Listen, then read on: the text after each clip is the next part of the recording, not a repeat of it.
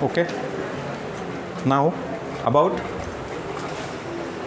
effects or symptoms or characteristic features of hyposecretion of mineralocorticoid and glucocorticoid.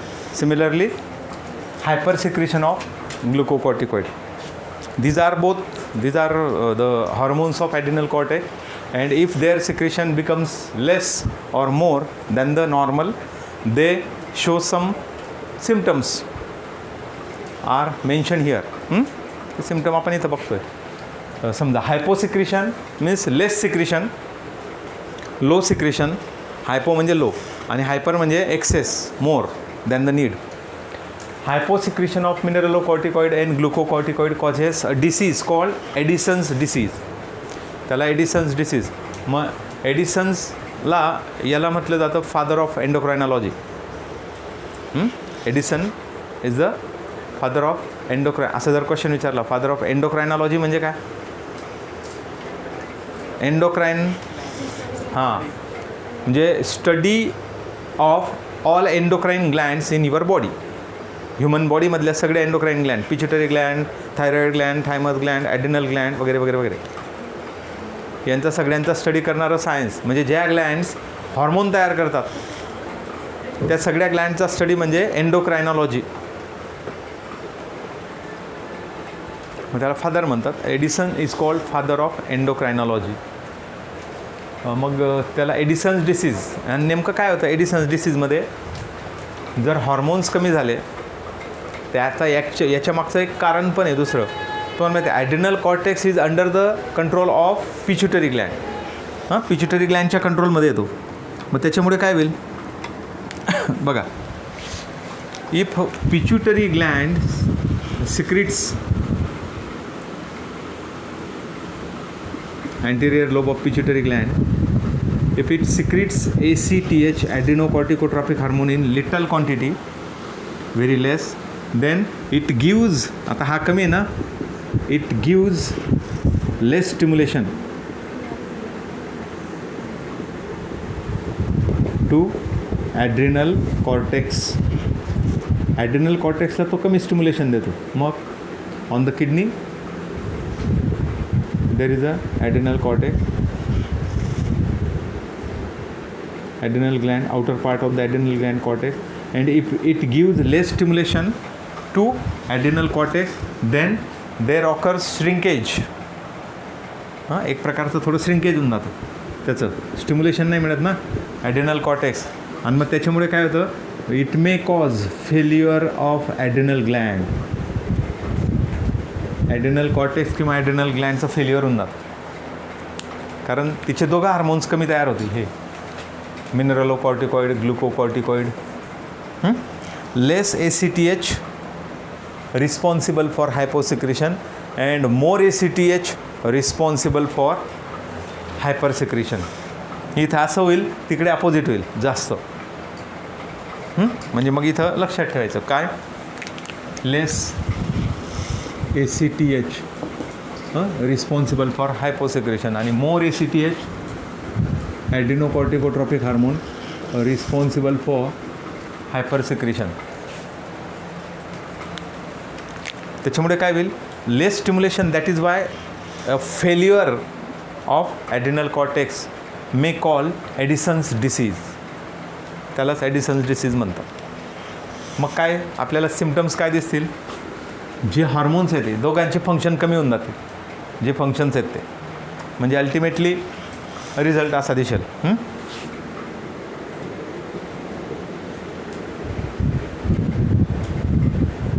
Failure of adrenal cortex or adrenal gland is called Addison's disease असं पण म्हणतात. आणि over stimulation may cause Cushing syndrome.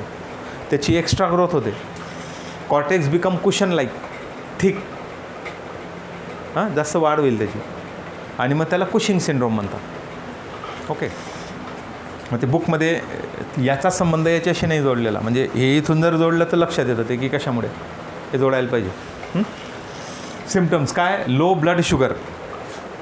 आता तुम्हाला माहिती आहे low blood sugar, glucocorticoid responsible for production of sugar. It increases blood sugar level. तो कमी येतं काय होईल, it decreases blood sugar level. मग पर्सनच्या ब्लडमध्ये शुगर लेवल कमी असते, लो शुगर लेवल. मग लो शुगर लेवल जर असेल तर काय होतं, हायपोग्लायसेमिया काय होऊ शकतो, लीड्स टू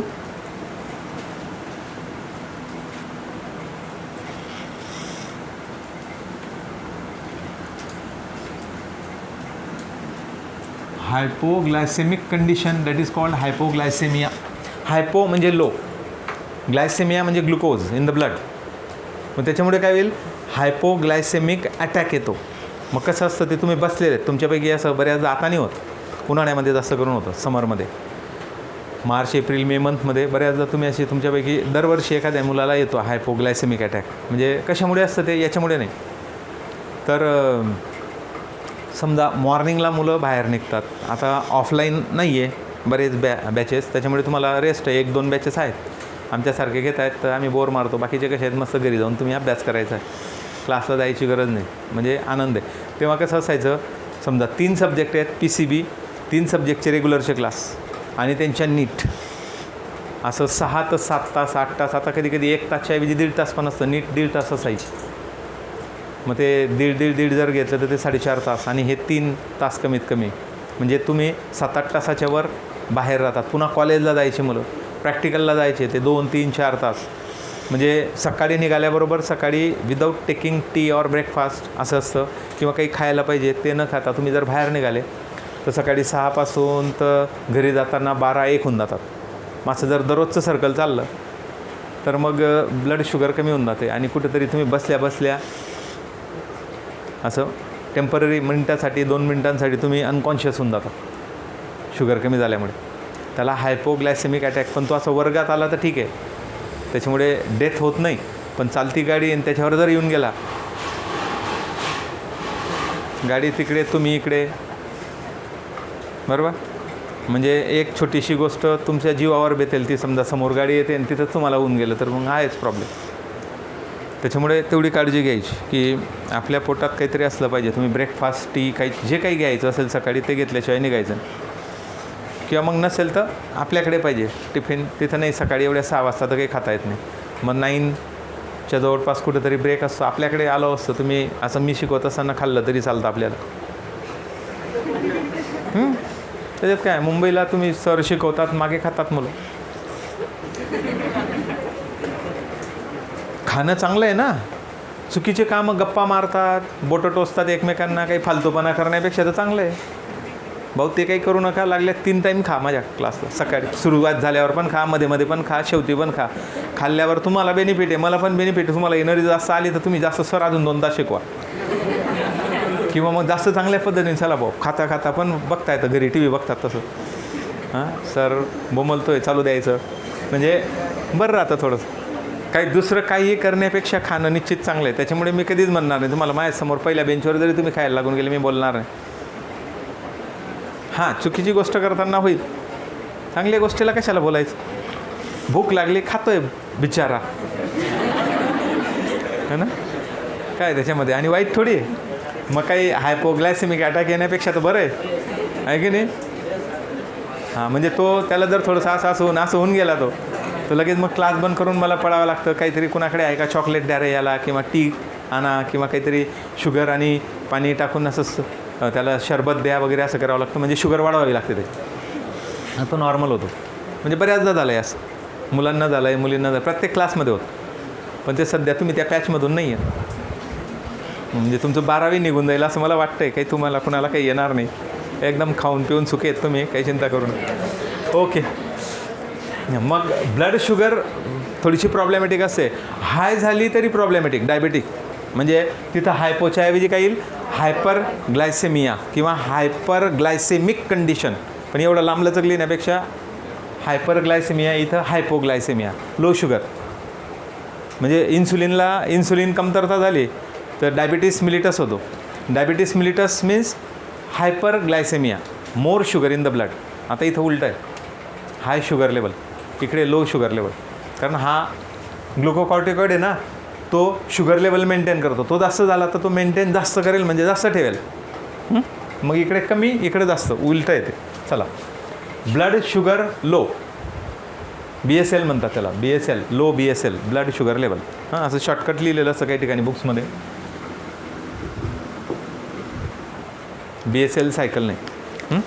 तुम्ही पूर्वी एक सायकल ॲटलास होती, तशी BSL सायकलची कंपनी होती. Sorry, low blood sugar level, hyperglycemia होऊ शकतो. लो सोडियम, आता बघा mineralocorticoid absorbs sodium and water from the urine and it is why, and that is why it maintains sugar it maintains sodium and water level. म्हणजे salt retaining hormone आहेत ना. मग आता तो कमी झाला तर काय होईल? Sodium not absorb in the blood, it is loss through urine. Water not absorb, it is loss through urine. इथं पुढे आहेच. Increase loss of sodium and water, less mineralocorticoid म्हणजे अल्डोस्टेरॉन. अल्डोस्टेरॉन सोडियम ॲब्सॉर्प्शन करणार नाही, वॉटरचं absorption करणार नाही. मग काय होईल? युरिनमधून लॉस होईल. म्हणजे तुमच्या बॉडीमध्ये लो सोडियम, लो वॉटर, वॉटरचा बॅलन्स पण कमी होईल. But high concentration of potassium ions. Opposite weight loss होतं याच्यामध्ये. नॉसिया म्हणजे फिलिंग ऑफ डिसलायकिंग, एखादी गोष्ट आवडतच नाही, डिसलायकिंग असते.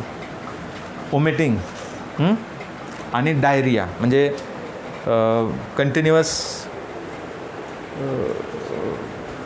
उलट्या पण होतात आणि जुलाब पण होतात. That is called diarrhoea. या कंडिशन्स दिसतात. म्हणजे हे मेन येतात, हे जनरलाइज आहे, हे मेन आहे, त्याचे फीचर्स आहेत. And again here hypersecretion, when anterior lobe of pituitary secretes more ACTH, it gives more stimulation to adrenal cortex. Adrenal cortex ला जास्त स्टिम्युलेशन,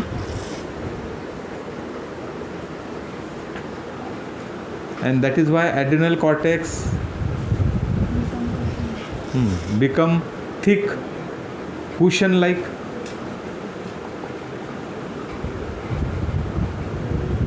तो cushion like होऊन जाईल. Excess stimulation causing excess growth of the adrenal cortex, and that is why it become cushion like. Adrenal cortex become cushion like. That is why called Cushing syndrome. आता तो जास्त release होतो, particularly ग्लुकोकॉर्टिकॉइड. मग glucose काय करतो? Maintains blood sugar level in the blood.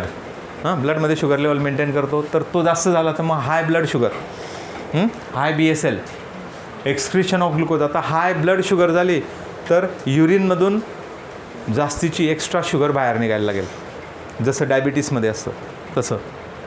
Excretion of glucose in urine. पण मग ते कारण डायबिटीस नाही, इन्सुलिनचा काही संबंध नाही. कुठला आहे? ग्लुकोकॉर्टिकॉइड म्हणजे कॉर्टिसोलचा संबंध आहे. Increase sodium level in blood, ब्लडमध्ये सोडियमची लेवल वाढेल. BP, हाय BP, कारण सोडियम वाढला की BP वाढेल. ओबेसिटी म्हणजे फॅटीनेस, ओव्हरवेट व्हायला लागेल तो ओबेसिटी. आणि wasting of limb muscles. Wasting होणं म्हणजे त्यांचं मसल्स जे आहेत पायातल्या आणि हातातल्या त्या वीक होतात. Weakening and degeneration, that is called wasting. Okay, this is about the hyposecretion and hypersecretion of glucocorticoid. Okay, figure हे काढून घ्या फोटो. पुढचं घेऊ आपण लगेच, ॲड्रिनल कॉर्टेक्सचं. एक मिनटं, फोटो काढून घ्या. आता ॲड्रिनल मेडुलाचे हॉर्मोन्स बाकी आहेत. इकडे नाही, इथून समोरून काढ व्यवस्थित. तर ॲड्रिनल कॉर्टेक्सचे जे हॉर्मोन्स आहेत ते आपण संपवले. Glucocorticoid, mineralocorticoid and then sex corticoid म्हणजे अँड्रोजेन्स अँड इस्टॅडिऑल. आता पुढचे मेडुलाचे हॉर्मोन्स बाकी आहेत आपले, मधला पोर्शन. त्याचे 2 हार्मोन आहेत, ॲड्रिनॅलिन आणि नॉर ॲड्रिनॅलिन. त्यांचं एकच फंक्शन आहे, दोघं सारखं काम करतात. तर ह्या ग्लँडला जसं आपण म्हटलं काय, adrenal gland is called FFF Gland.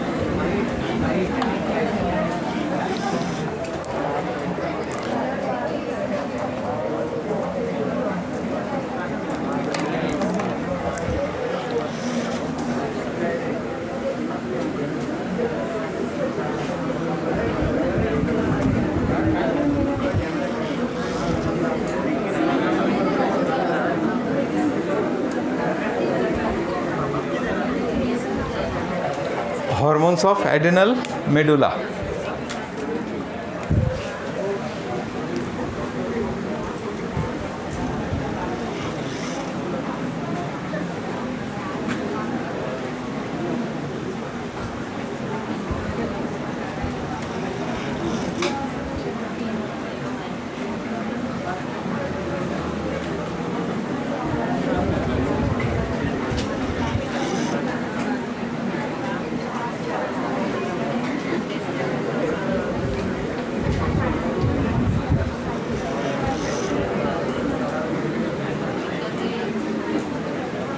This one,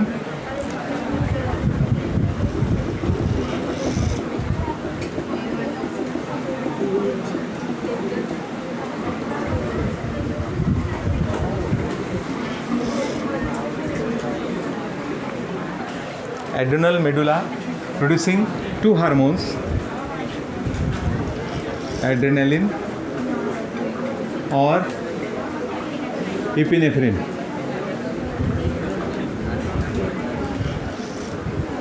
And second,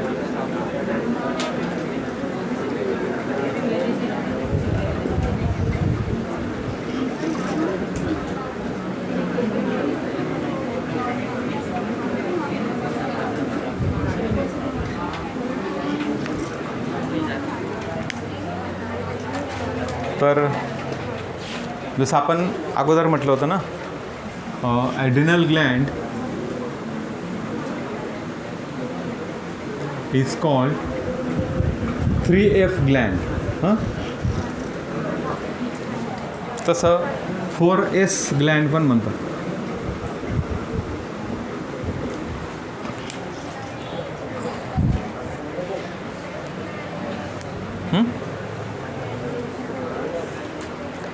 तर ट्रिपल एफ मध्ये एफ फाईट, फ्लाईट आणि फ्राईट.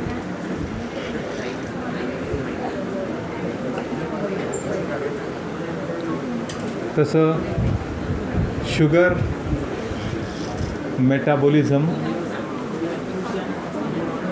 साल्ट रिटेन्शन किंवा रिटेन्शन पण चालतं.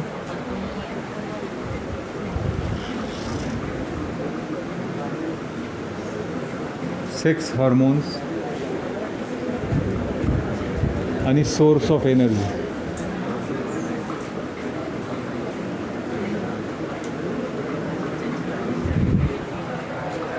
फोरेस gland, sugar metabolism, salt retaining और रिटेन्शन, सेक्स हार्मोन्स कुठले, अँड्रोजेन आणि इस्ट्रॅडिओल, बरोबर. आणि सोर्स ऑफ एनर्जी, कारण ॲड्रेनलिन रिलीज झाला की एनर्जी येते. म्हणजे जेव्हा तुम्ही अँगरमध्ये असतात, डेंजरमध्ये असतात, तर तुमच्यामध्ये खूप एनर्जी येते. एक सिम्पल एक्झाम्पल, समजा मी तुम्हाला सांगून ठेवलं की तुम्ही एखाद्या ठिकाणी गेलेले आहेत, फॉरेस्टमध्ये कुठेतरी असं जंगलात झाडंझुडं आहेत आणि अचानक तुमच्यासमोर टायगर लॉयन आला, तर मग तिथं तुमचं स्वतःचं प्रोटेक्शन करायचं एकच मेथड आहे, काय की तुम्ही झाडावर चढून जा. समजा तुमच्यासमोर लेपर्ड किंवा दुसरं काही असेल तर तो चित्ता वगैरे असेल तर तो वर चढू शकतो. पण लॉयन टायगरला डिफिकल्ट जातं वर चढणं. टायगर पण प्रयत्न करतात, जर झाडाचं थोडंसं वाकडं तिकडं असेल तर टायगर पण प्रयत्न करतो चढायचं. पण तुम्हाला तरी वाचता येईल, समजा एखादी फांदी कट करून तो तुमच्याकडे येतं आहे तर तुम्ही त्याला लोटू शकता. म्हणजे वर चढल्यावर तुम्हाला सुचेल की याला कसं येऊ द्यायचं नाही, जर समजा यायचा प्रयत्न करत असेल तर. पण बचणं म्हणजे कसं, तिथून तुम्ही पडत सुटले तर नाही, तो तुमच्यापेक्षा जास्त रन करेल. म्हणजे असं नॉर्मली जर मी सांगितलं एखादं उंच झाड आहे याच्यावर चढून जा, तुम्ही म्हणाल सर नाही. किती मुलं उंच झाडापर्यंत चढले आहेत बरं, उंच झाडावर चढलेत, हात वर कर. खोटं खोटं सांगू नका बरं. गर्ल्सपैकी कोणीच चढलं नाही. प्रयत्न करायचा का बरं, झाशीची राणी वगैरे काहीच व्हायचं नाही. हां, तर चढायला पाहिजे. काय त्याच्यामध्ये आपण शेतात गेलो प्रयत्न करायचा, कुठेतरी बाहेर गेलो प्रयत्न करायचा, झाड चढायचं की चढता येतं का, तो पण एक्सपिरियन्स आहे ना. तुम्हाला झाडावर बसून कसं वाटतं हे कधी शिकणार आहे, घेऊन बघायचं. रॉंग गोष्ट आहे, कधी काहीतरी चुकीचं करताना लाज वाटायला पाहिजे, चांगली गोष्ट करताना कशाला लाज वाटू द्यायची. त्याच्यामुळे हां ठीक आहे, तुमच्यामध्ये कॉन्फिडन्सचा लॅक असेल, लॅक ऑफ कॉन्फिडन्स आहे, तर काही चढू नका. पण जेव्हा तुम्हाला स्वतःला वाटतं की नाही मी चढेल, मी चांगलं प्रॉपरली होल्ड करेल, फक्त एवढं मी सांगितलं चढले आणि वरून पडून आले आणि काही बरं वाईट झालं, मग कदम सरांना काही काम नव्हतं, सगळं ब्लेम माझ्यावरच येईल. हां असं काही करू नका, त्याच्याऐवजी चढूच नका. आम्ही तर बऱ्याचदा चढलो आहे, अजून पण चढून जातो.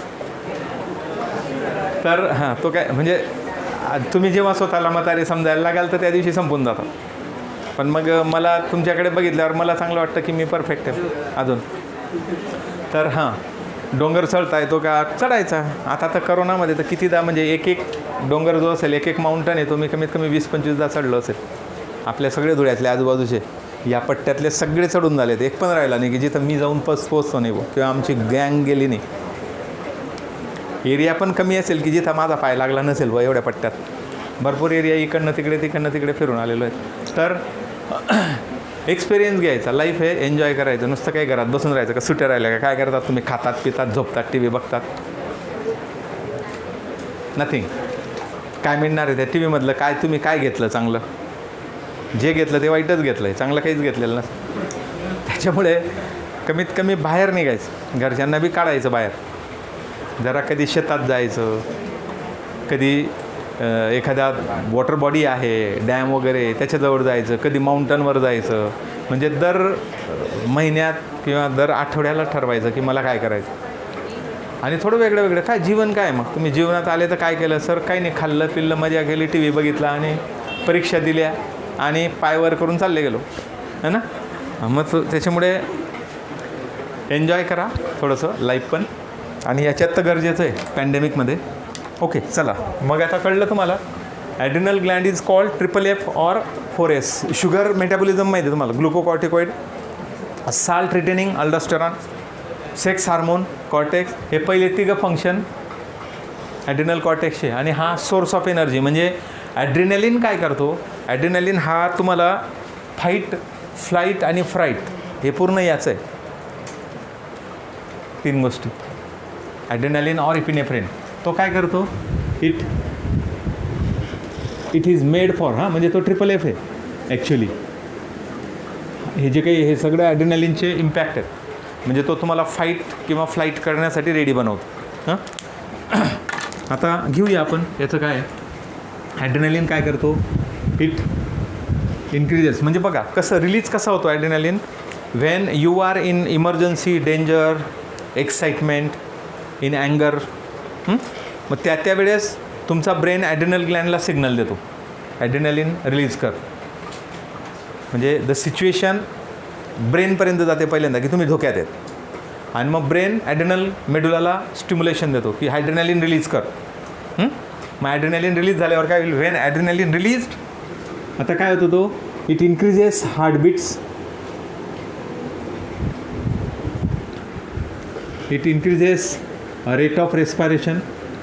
हार्टबीट वाढतात, रेस्पायरेशन वाढतं, थोडासा BP वाढतो, ब्लड प्रेशर वाढेल, मग हार्टबीट वाढल्या की सर्क्युलेशन जोरात होतं. त्याच्यामुळे काय होईल, because of rapid circulation all your body cells, muscles, body cells getting more oxygen, more nutrients rapidly, थोडा लवकर सप्लाय. जसं समजा तुम्ही लग्नाच्या पंक्तीत बसलेले आहेत आणि जे वाढणार आहेत ते उशिरा येतात, एकदा गेले की डायरेक्ट अर्ध्या तासांनी झाले तर तुम्हाला मिळणार नाही.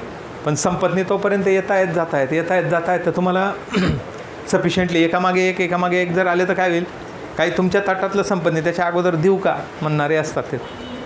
आणि जर नाही वाढून गेले थोडे नंतर तुम्ही वाटत बघतायत अरे ये ना, आहे की नाही. पण तिथं गर्दीत लाज वाटते, त्याच्यामुळे तुम्ही जी नेमकं असं होतं की तुम्हाला जी आवडणारी गोष्ट आहे तुम्ही पहिल्यांदा उडवून देतात आणि मग वाट बघत राहतात येईल का.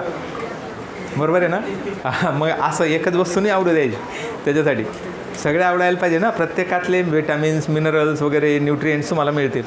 नाही तर काय जे आवडलं ते उचल टाक, तो येत नाही. तो पण विचार करून घेतो, भाऊ जरा लाडू जास्त खातोय बरं.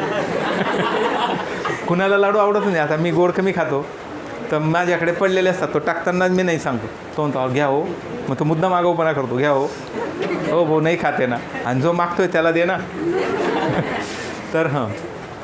तर मग असं असतं की सगळं खाल्लं पाहिजे. पण तेव्हा जाणवतं तुम्हाला, कधी कधी होतं ते जिथं मिसमॅनेजमेंट असेल थोडीशी, एकदम कधी कधी असं असतं की गर्दी जास्त बसलेन वाढणार आहे कमी, थोडंसं मिसमॅनेजमेंट होऊन जाते. किंवा काही काही ठिकाणी फार व्यवस्थित असतं की प्रत्येक लाईनीला नेमून दिलेले असतात की इथं 7-8 लोक असतील ते याला सोडून जाणार नाहीत, मग तिथं तुम्हाला बरोबर मिळतं. म्हणजे त्यावेळेस कसं होतं, मग जेव्हा सगळं बरोबर मिळतं आहे तर तुम्हाला मस्त वाटतं, टेन्शन राहत नाही, असं तोंड टाणायची गरज नाही येत, आहे की नाही. चला okay. Heartbeats, rate of respiration, BP, त्याच्यामुळे काय rapid circulation resulted in all nutrient supply, oxygen supply, glucose supply to the muscles. त्याच्यामुळे त्या एनर्जेटिक असतात. म्हणजे नॉर्मल कंडिशनमध्ये आता तुम्ही बसलेले आहेत ना, इथं तुमच्या ब्रेनवर लिथार्जी डॉमिनंट असते. असं जर सांगितलं चला उठा आपण या झाडावर चढू, उंच आहे 50 फूट झाड आहे, हो, मी सांगेल पैसा देतो, तुम्ही सांगाल सर तुम्ही घ्या आणि तुम्ही चढा, असं होऊ शकतं. मला कशाला देत आहेत सर, आम्ही तुम्हाला देऊन टाकतो सगळे 10-10 रुपये गोळा करून, तुम्ही चढून घ्या, आहे की नाही. तर मग असं का होतं, you are not in need, गरज नाही तुम्हाला. तुम्ही म्हणाल काय झाडावर चढून काय गोल्ड मेडल थोडी मिळून जाणार आहे. पण मागे कुत्रा लागला, कोणीतरी तलवार घेऊन मागे लागलेलं आहे, आणि तुम्हाला जर सांगितलं नाही भाऊ बसून राहा, आता झोपून राहा, डोळे बंद कर, आता तुझे तुकडे होणार आहेत, त्यावेळेस तुम्ही पळत सुटणार आहेत, बरोबर आहे. किंवा फॉरेस्टमध्ये टायगर दिसला, आता तुम्हाला सांगितलेलं आहे की झाडावर चढा, मग पळणार नाहीत तुम्ही. पहिल्यांदा बघाल कुठं उंच झाड आहे, आणि तेव्हा मी सांगितलं अरे थांब रे मी पैसे देतो, तेव्हा तुम्ही वर जा. म्हणजे गरज आहे ना तुमची सर्वायवलसाठी. तुम्ही जे कधीच केलं नाही, आता एकही मुलीने झाडावर चढलेलं नाही, पण जर टायगर दिसला तर आता त्यात तुमच्यापेक्षा लवकर झाडावर चढतो. का? सिम्पलची गोष्ट आहे, जीव वाचवायचा आहे ना, त्या मोडमध्ये लगेच येऊन जातील त्या, नाही झाडावर लवकर चढून जाऊन एकदम टोकावर, आणि बऱ्याचदा असं असतं चढून जाल आणि उतरता येणार नाही, क्रेन मागवावी लागेल नाही, जसे चढले तसे उतरता येतं. त्या तो विचार केव्हाही वर गेले की लक्षात ठेवायचं एक लाईफमध्ये, पुस्तकात लिहिलेलं नाही कुठं, केव्हाही वर गेले तुम्ही तर वरून खाली नाही बघायचं. बांधकाम चालतं माझं, आता हे सुरू होतं, मी खालून वरपर्यंत असं वर एकदम वर्षामधल्यापर्यंत चालला जायचं. तो सर सहसा मालक वर चढतच नाही, ते बांधकाम करणारे जे असतात त्यांना दररोजची सहज असते ना, मी डायरेक्ट वर जायचो. आता ते आपली टेक्निक माहीत आहे, तर तुम्ही कसं काय येऊन गेले सर्वर, मी दररोज वर जायचो त्यांच्याजवळ, बऱ्याचदा बसायचो, अर्धा तास बसायचो. ते तार वगैरे बांधतात वगैरे, सेंटरिंगचं काम करणारे लोक. तुम्हाला भीती नाही वाटत का? मग मी सांगायचो तुम्हाला का वाटत नाही, मग ते सांगायचं आम्हाला दररोजची सवय. मग मी खाली बघतच नाही जास्त, आणि बघितलं तरी जेव्हा मी सेफ राहायचो तेव्हा मी खालीवर बघायचो. तर बघताना भीती नाही वाटू द्यायची, काही नाही मग एवढंच अंतर आहे का, कदाचित 50 मजल्यावर राहिलं असतं तर कसं दिसलं असतं, असा विचार करायचा. म्हणजे मग तुम्हाला भीती नाही वाटणार. पण जेव्हा चढताना मग समजून घ्यायचं खाली, म्हणजे चक्कर येऊन जाईल तुम्हाला आणि तुम्ही खाली येऊन जाल. खाली दोरावर कशावर बारीक वस्तूवर चालायची वेळ आली ना तर तेव्हा खाली नाही बघायचं, फक्त तेच दिसलं पाहिजे तुम्हाला, काहीच दिसायला नको, मग तुम्ही बॅलन्स जाणार नाही तुमचं, असं असतं. आणि तुम्ही त्याच्याऐवजी लोकांना काय असतं, त्याच्याऐवजी भीती खालची असतं, असं बघत चालतात. इथं नाही बघत, इकडे पडलो तर कसा पडेल आणि इकडे पडलो तर कसा पडेल, इकडे दगड आहे इकडं पाणी आहे, कसा पडणार आहे हो, असं. म्हणजे साहजिकच आहे ते, तुम्हाला चक्कर येईलच. मग ओके, तर लक्षात ठेवायचं असं इमर्जन्सीमध्ये आपल्याला या सर्वायवल ट्रिक्स असतात त्या पण माहीत पाहिजे. Heartbeats, rate of respiration, increase BP, पुन्हा डायलेशन ऑफ प्युपिल. हा कसला इफेक्ट आहे, 2 मिळून. न्यूरो ट्रान्समीटर ॲड्रिनॅलिन, आता याच्या बाबतीत नेहमी लक्षात ठेवायचं, adrenaline is a hormone as well as neurotransmitter. तो न्यूरो ट्रान्समीटर म्हणून पण सिम्पॅथेटिक नर्वस सिस्टीममध्ये रिलीज होतो. मग लिहून घ्या ते, म्हणजे माहीत पाहिजे. Adrenaline acts as hormone as well as neurotransmitter. 2 ठिकाणी तो हॉर्मोन म्हणून पण काम करतो. The single substance acts as hormone and neurotransmitter is adrenaline. तो हार्मोन पण आहे आणि न्यूरो ट्रान्समीटर पण आहे, आणि तो तुम्हाला रेडी करतो. तिथला ॲड्रिनॅलिन आणि इथला ॲड्रिनॅलिन दोघं रेडी करतात. Dilation of pupil. ओके.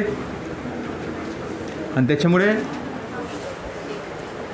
तुम्ही फाईट हे सगळं झालं की काय होतं, you become ready for fight and flight. कारण आता तुम्ही बसलेत ना, तुमचं हार्टबीट नॉर्मल आहे, रेट ऑफ रेस्पिरेशन नॉर्मल आहे, बी पी नॉर्मल आहे, प्युपिल कन्स्ट्रिक्टेड. जेव्हा असं काहीतरी घडलं तेव्हा तुम्हाला कोणीतरी सांगितलं तुमच्या पायाच्या जवळ साप आहे, तर लगेच तुमचे डोळे असे होतात बघा. इन्स्टंट ॲड्रेनालिन रिलीज होतो आणि तुम्ही एकदम घाबरतात आणि रेडी होतात तिथून पळून जायला. आणि तुमचे प्युपिलचं डायलेशन होतं असं अचानक. प्युपिल डायलेट म्हणजे काय, वाईड स्कोप, सिनेमा स्कोप दिसतं तुम्हाला, नॅरो स्कोप नसतो तो, वाईड स्कोप होऊन जातो विजन.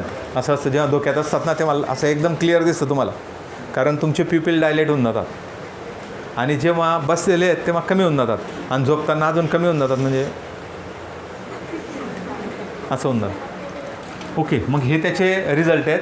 नॉर ॲड्रिनॅलिनचं एकच रोल दिला आहे त्यांनी, तो blood pressure under normal control.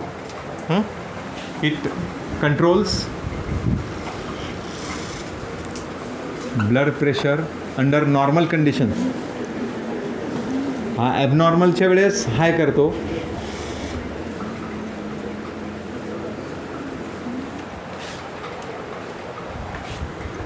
म्हणजे नॉर्मल ब्लड प्रेशर. हां, कसं नॉर्मल बी पी अंडर नॉर्मल कंडिशन्स. जेव्हा आपण नॉर्मल असतो तेव्हा बी पी नॉर्मल असतो.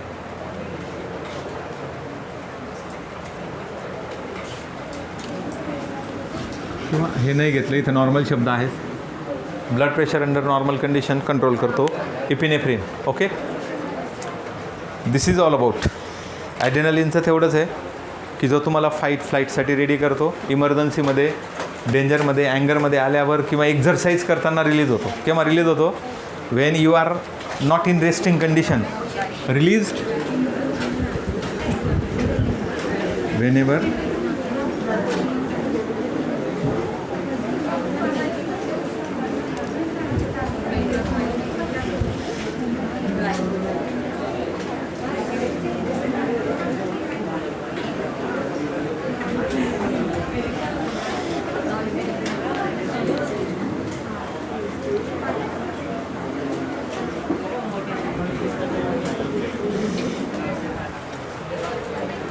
रनिंग. फक्त रेस्टिंग रिलॅक्सिंग कंडिशन सोडल्या की ॲड्रेनालिन रिलीज होत असतं तुमचं. ओके. ओके, चला.